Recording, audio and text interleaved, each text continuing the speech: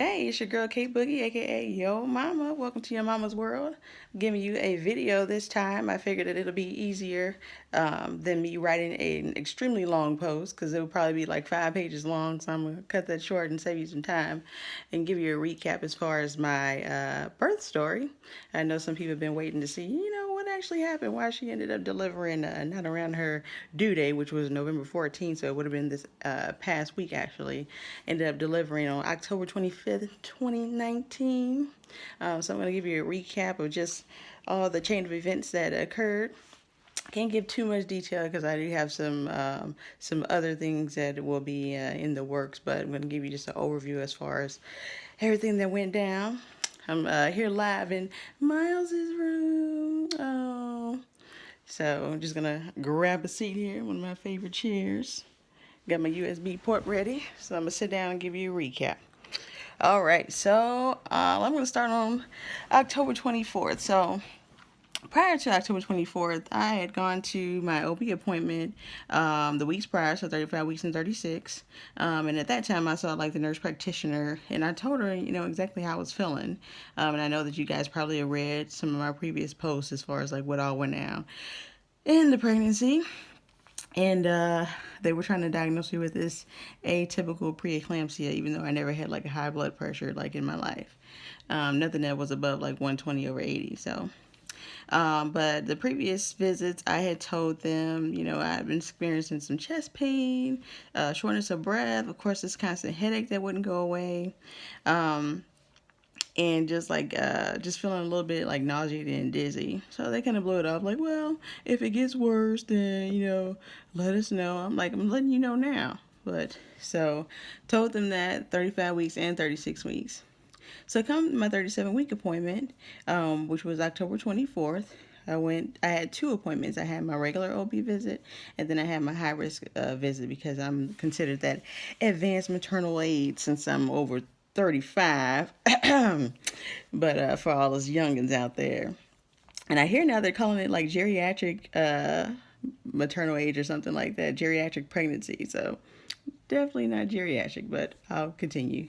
So I went to that visit, my first visit, my OB visit, and that time I actually saw my physician, my OB doctor. So let her know, hey, the past 2 weeks I reported these same symptoms. I'm still feeling them. And at this visit, right before she came in, they checked my blood pressure, and it was like 130 over, like 138 over something. So I'm like, whoa, red flag, like that's like extremely high for me. And although that might be like normal for other people, don't ever let them tell you that, oh, it's normal. No, it's not normal. If my blood pressure is regularly like 90 over 60 or no higher than like 108, that is like over 30 points above my regular blood pressure. So you knew that was a red flag as far as something else was going on. So the nurse in me kind of raised that flag to say, hey, my blood pressure doctor was 130 over something. So she was like, well, that's not abnormal for you because you had like a blood pressure like that, like 130 over 78, like back in July, back in the early summer. And thinking back, I was like, oh yeah, it was high due to me like running into the office trying not to be late, driving in traffic for like 2 hours to get there. So of course my blood pressure would be like a little elevated, but that wasn't like my norm. So especially since that was like 3 months prior, 3 or 4 months prior. So she was like, well, we'll just continue to like watch you. And we discussed like, possibility of delivering a little early. I say, usually I don't go past like, 38 and some change like weeks. So, but she was like, well, the hospital won't let you deliver before that. So, and I'm like, but naturally, like that's what my body does. Like it just, happens to be around that time. So fast forward to the end of the appointment.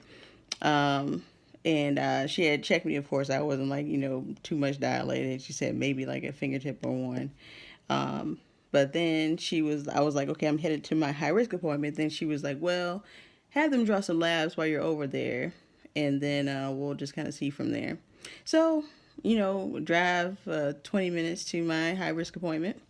And there, they usually just put me on the monitor and usually do like a BPP, biophysical profile, which they, do an ultrasound to look at the baby's tone, heart rate, different things like that. So I was on the monitor, It looked pretty decent. They checked my blood pressure over there, and it was like 118 or something. So I'm like, okay, well, I guess it was a flu. I guess I'm cool.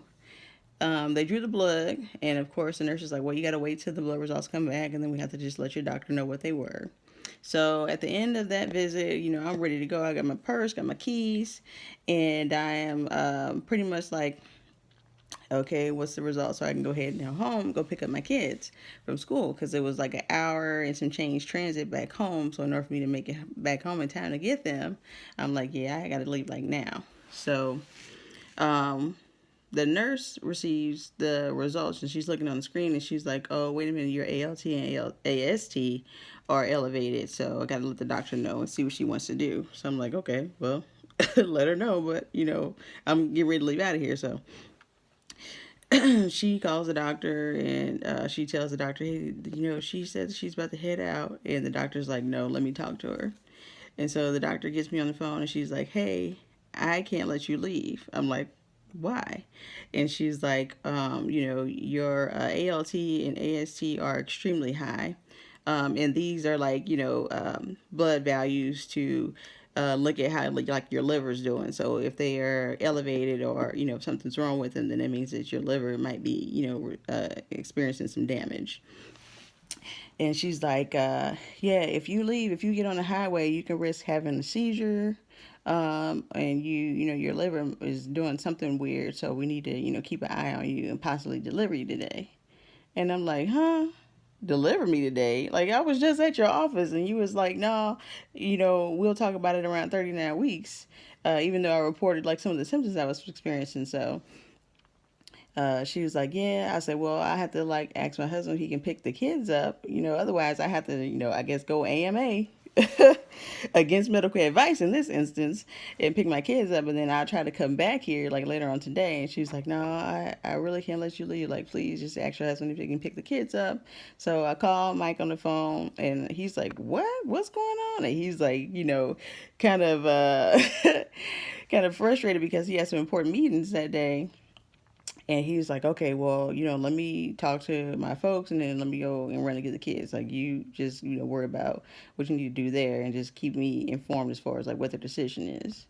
So go back and forth between my like OB doctor, and it turns out like one of the values the nurse actually misread.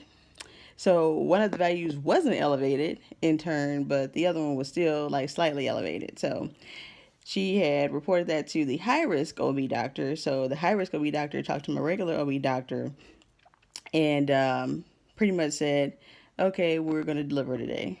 So I was like, I don't want to deliver today. It's too early. With Marshall, when he came, of course, he had like the congenital heart defects, like his valves hadn't closed yet. So that was like one of the main things that was going on in my head. Like, oh, this baby's going to be too early, even though full term is technically 37 weeks. So the high risk OB doctor actually came in and talked to me a little bit, gave me a little bit of, comfort and relief and encouragement. And he was like, yeah, with the stuff that's going on in your pregnancy, like that, we are grateful and glad that you made it to full term, like 37 weeks. So we can't be too greedy, trying to push the limit, because we never know what might happen next week. And so I'm like, okay, now it's a big deal. And now he kind of put things in perspective, like, yeah, I guess we can't be too greedy because we never know. I'd rather do, prevention versus like reaction. So being reactive to stuff. So I kind of cave in. I'm like, okay, I guess I'll be delivering. But I asked myself, well, can we like, kind of postpone the induction until I can get my mom here? So me and Mike are on the phone back and forth, like trying to find flights. And the latest flight would be departing probably around like, that evening, which was already kind of close to like 5 o'clock St. Louis time. So she would have had to like jet to the airport within like 15 minutes of my call. So we actually scheduled for her a flight the next day on the 25th. To arrive in town, I think around like 9 or so in the morning. So she would have enough time, and that would give me enough time to be induced, do what I need to do, and deliver. With her being able to kind of watch the kids while Mike's, being able to be by my bedside during the delivery. And part of me pulling my hair back, it's a mess in the back, so I gotta keep tucking that in, Holmes. But I know this is going way long, so I'm going to cut this to the next video.